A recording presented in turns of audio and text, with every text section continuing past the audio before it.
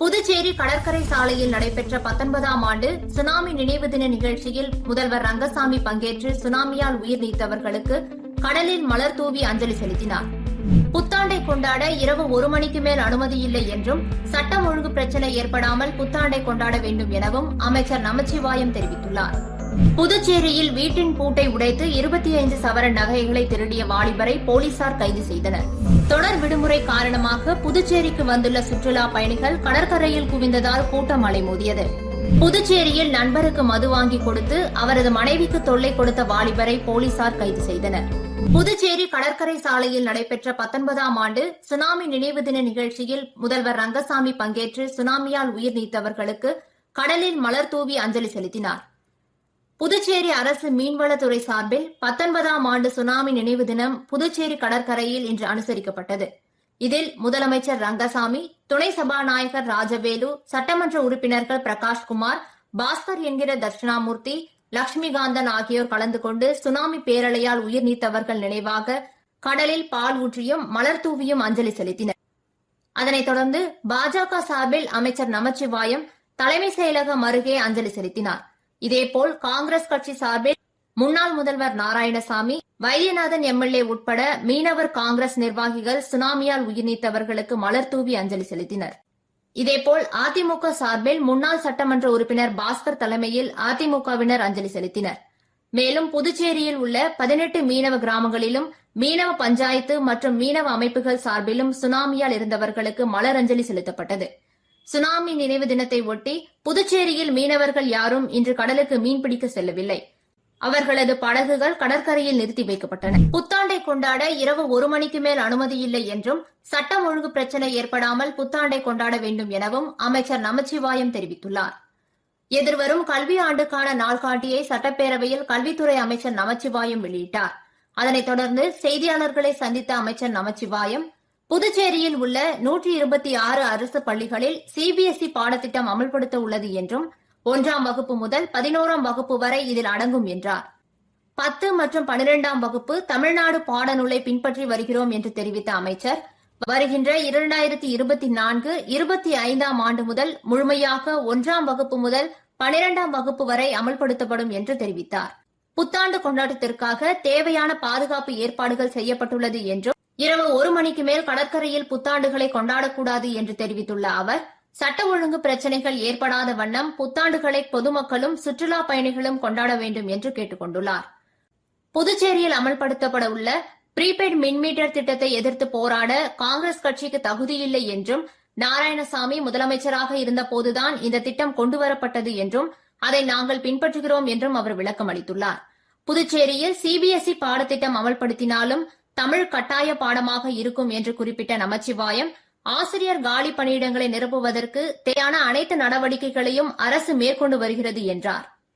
புதுச்சேரியில் வீட்டின் பூட்டை உடைத்து 25 சவரன் நகைகளை திருடிய வாலிபரை போலீசார் கைது செய்தனர். புதுச்சேரி உருளையன்பேட்டை முல்லை நகர் 2வது குறுக்கு தெருவை சேர்ந்தவர் மணிகண்டன். கடந்த 16ஆம் தேதி இவரது வீட்டில் இருந்த பீரோவை உடைத்து 25 சவரன் தங்க நகை மற்றும் 15,000 ரூபாய் பணத்தை மர்ம நபர் திருடி சென்றுள்ளார்.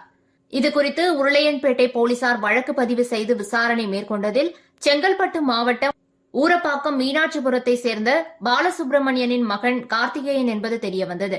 இதனையடுத்து தனிப்படை போலீசார் மீனாட்சிபுரம் சென்று கார்த்திகேயனை கைது செய்து புதுச்சேரி அழைத்து வந்தனர். ஊரப்பாக்கம் மற்றும் தாம்பரம் ஆகிய இடங்களில் அடக்கு வைத்த நகைகளை பறிமுதல் செய்த போலீசார் கார்த்திகேயனை நீதிமன்றத்தில் ஆஜர்படுத்தி காலாப்பட்டு சிறையில் அடைத்தனர். தொடர் விடுமுறை காரணமாக புதுச்சேரிக்கு வந்துள்ள சுற்றுலா பயணிகள் கடற்கரையில் குவிந்ததால் கூட்டம் அலைமோதியது. புதுச்சேரிக்கு வார இறுதி நாட்களில் வெளி மாநிலங்களில் இருந்து ஏராளமான சுற்றுலா பயணிகள் வருகை தருகின்றனர். வார விடுமுறை, கிறிஸ்துமஸ், புத்தாண்டை முன்னிட்டு புதுச்சேரிக்கு வெளிநாடுகள் மற்றும் தமிழகம், கேரளா, ஆந்திரா, கர்நாடகா உள்ளிட்ட மாநிலங்களை சேர்ந்த சுற்றுலா பயணிகள் வர துவங்கியுள்ளனர். இதனால் புதுச்சேரியில் உள்ள தங்கும் விடுதிகள், ரிசார்ட்டுகள் நிரம்பி வழிகின்றன. சுற்றுலா பயணிகள் கடற்கரை, பூங்கா, அரவிந்தர் ஆசிரமம், நோனாங்குப்பம் படகு குழாம், மணக்குள விநாயகர் கோவில் உள்ளிட்ட பல்வேறு சுற்றுலா பகுதிகளுக்கு சென்று வருகின்றனர். மேலும் புதுச்சேரி கடற்கரை சாலையில் சுற்றுலா பயணிகள் குவிந்துள்ளதுடன் கடலில் இறங்கி விளையாடி மகிழ்ந்தனர். புதுச்சேரியில் நண்பருக்கு மது வாங்கி கொடுத்து அவரது மனைவிக்கு தொல்லை கொடுத்த வாலிபரை போலீசார் கைது செய்தனர். தவளக்குப்பம் அடுத்த புதுக்குப்பம் மாரியம்மன் கோவில் தெருவை சேர்ந்த விக்னேஷ் தவளக்குப்பம் பகுதியை சேர்ந்த 26 வயது வாலிபருடன் நட்பாக பழகி வந்துள்ளார். அந்த வாலிபர் தனது வீட்டுக்கு விக்னேஷை அழைத்து சென்று தனது மனைவியிடம் அறிமுகம் செய்து வைத்துள்ளார். அதன் பின்னர் இருவரும் சேர்ந்து அடிக்கடி ஒன்றாக மது அருந்தி வந்துள்ளனர். இந்த நிலையில் விக்னேஷ் ஒரு கட்டத்தில் தனது நண்பருக்கு அதிக மது வாங்கி கொடுத்து சுயநினைவு இல்லாமல் அவரை அங்கேயே படுக்க வைத்த பின் தனது நண்பரின் வீட்டுக்கு சென்று நண்பரின் மனைவியை பல மாதங்களாக தொந்தரவு செய்து வந்துள்ளார். இதுகுறித்து அப்பெண் கணவரிடம் கூறி தவளக்குப்பம் காவல் நிலையத்தில் புகார் அளித்தார். அதனைத் தொடர்ந்து போலீசார் விக்னேஷை கைது செய்தனர். புதுச்சேரி உருளையன்பேட்டை தொகுதிக்குட்பட்ட கோவிந்தசாலை பகுதியில் 35 லட்சம் ரூபாய் மதிப்பில் புதிய குடிநீர் குழாய் அமைக்கும் பணியினை தொகுதி சட்டமன்ற உறுப்பினர் நேரு பூமி பூஜை செய்து தொடங்கி வைத்தார்.